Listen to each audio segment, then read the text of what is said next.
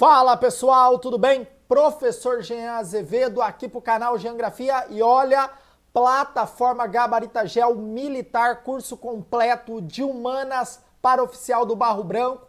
É focado então, o foco é gabaritar, para te dar aí um suporte para errar uma questão de matemática, uma questão de linguagens, geografia e história, tem que gabaritar. Aula de hoje nós vamos falar aí de questões da FGV, a banca nova para o ingresso no Barro Branco, e vamos trazer aí alguns pitacos da geografia física e da geografia humana que consta no edital, que possa aparecer na sua prova. Bora para a questão. Questão que vai falar de agronegócio. Tá falando do agronegócio na região centro-oeste. E aí tem uma frase, olha como a questão é bem elaborada. Tem uma frase e aí você vai ter que fazer uma análise do agronegócio na região centro-oeste a partir dessa frase. Olha ali, eu não compro terra, eu compro clima. Olha que temática importante. Por quê? Ele está levantando a seguinte bandeira aqui. É necessário que a região tenha um clima favorável para o plantio agrícola. Não é necessariamente só o preço da terra que vai interferir na minha escolha da área de plantio. Todo mundo sabe que na região centro-oeste, pela abundância de terras, o preço tem de ser mais baixo do que terras, por exemplo, no estado de São Paulo. Mas aí ele levanta a seguinte bandeira: eu preciso de um clima favorável. Porque o clima é um dos entes, é das particularidades da geografia física que vai interferir na sua produção e na sua produtividade agrícola. Nós temos que pensar no marca isso que é importante, que pode aparecer na sua prova, no geossistema. O que é o geossistema, Jean? É a relação da geografia física. Então, ó, clima, relevo, geologia, solo, biomas, hidrografia, tudo junto, tudo misturado. Esses elementos vão determinar a produtividade. Vamos parar para pensar na região nordeste, no sertão nordestino, de solo pedregoso, do litossolo. O que leva a esse solo ser pobre em matéria orgânica? Cara, um dos elementos é a falta de chuva. Você tem um clima hostil na região que dificulta a decomposição da rocha, fazer um solo mais profundo, uma vegetação mais arbustiva, que as folhas caem, se decompõem, formam humus e o solo se torna fértil. Se a gente vai para o centro-oeste, você tem um clima regulado pela floresta amazônica. Ela é o elemento principal para a ocorrência de chuvas no centro-oeste, por conta da massa equatorial continental. Já eu não sei nada de massa de ar, isso vai cair na sua prova. Então, ó, dá uma olhadinha aqui no Gabaritagel Militar que você tem aulas completas de massa de ar. Vamos para a questão? Sem enrolação? Ó, considerando-se a frase em destaque, é correto afirmar que o agricultor A. Depende das condições estáveis, tem que estar tudo estável, como a qualidade do solo, mas não tem como interferir nas constantes ambientais, chuva e temperatura. Peraí, o homem ele interfere na chuva e na temperatura? Sim. Ele modifica o meio e qual é a resposta da natureza? Diminuição de chuvas, aumento da temperatura, principalmente em microclima e mesoclima. Então, vamos pensar, cortei uma floresta, vai impactar na temperatura local? Vai. Vai mudar a dinâmica de chuva? Vai. Eu vou assorear um rio, muda a dinâmica de chuva? Vai diminuir a evaporação, vai modificar. Então, tudo que o homem coloca o dedo no meio vai gerar uma resposta agressiva da natureza.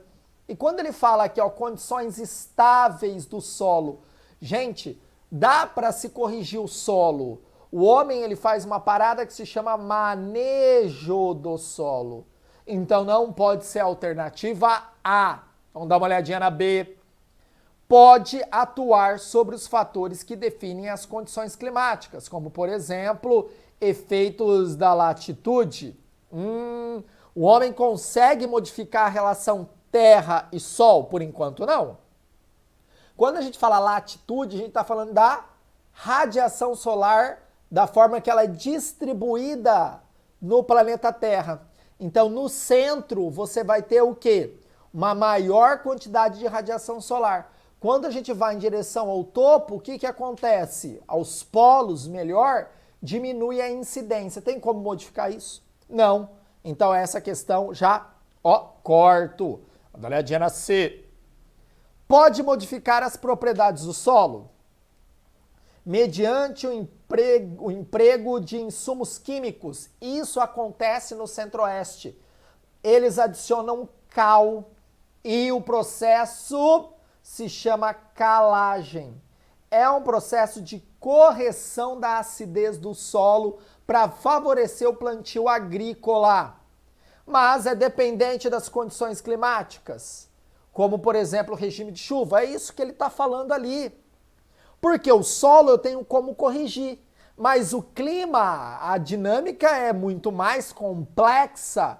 Então eu dependo desse regime de chuvas, principalmente vindo da região amazônica.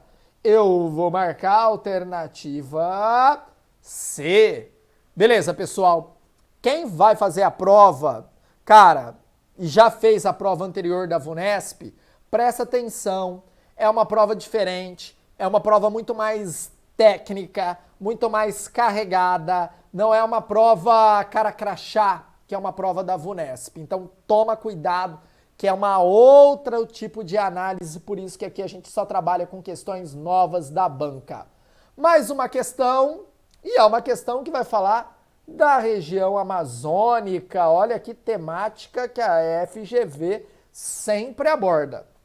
E está falando da paisagem da floresta, falando da magnitude, de como a floresta é esplendorosa, como a floresta é rica em biodiversidade. E quando nós falamos rica em biodiversidade, nós estamos falando de fauna e flora. Fauna, flora, fungos, bactérias, insetos, cara, é rico. Tanto em biodiversidade absoluta, que é a total da floresta, como em biodiversidade relativa, que é por quilômetros quadrados, beleza? Eu posso usar metros quadrados também, aí depende do seu tamanho de análise aí. Vamos para a questão? Você vai ter que analisar 3 quesitos e falar quem está certo, porque está pedindo correto. Toma cuidado se aparecer falso. Aí você já fica alegrão, já vai marcando e está pedindo falso. Fica ligadão. Uma questão é uma vida numa prova tão concorrida como essa. Quesito 1. A imagem recorrente da Amazônia, a divulgada como espaço do domínio da floresta equatorial, imbrincada como elementos climáticos e hidrográficos. Gente, não tem como desassociar a Amazônia da questão climática e da questão hidrográfica. Você está falando da maior bacia hidrográfica do mundo, que é a bacia do Amazonas. Você está falando do maior rio em extensão em quantidade de água, que é o rio Amazonas. Você está falando que um braço do rio Amazonas, de um afluente, tem maior quantidade de peixes, ou melhor, diversidade de peixes, do que qualquer rio da Europa. Então não desassocia isso. E a questão climática?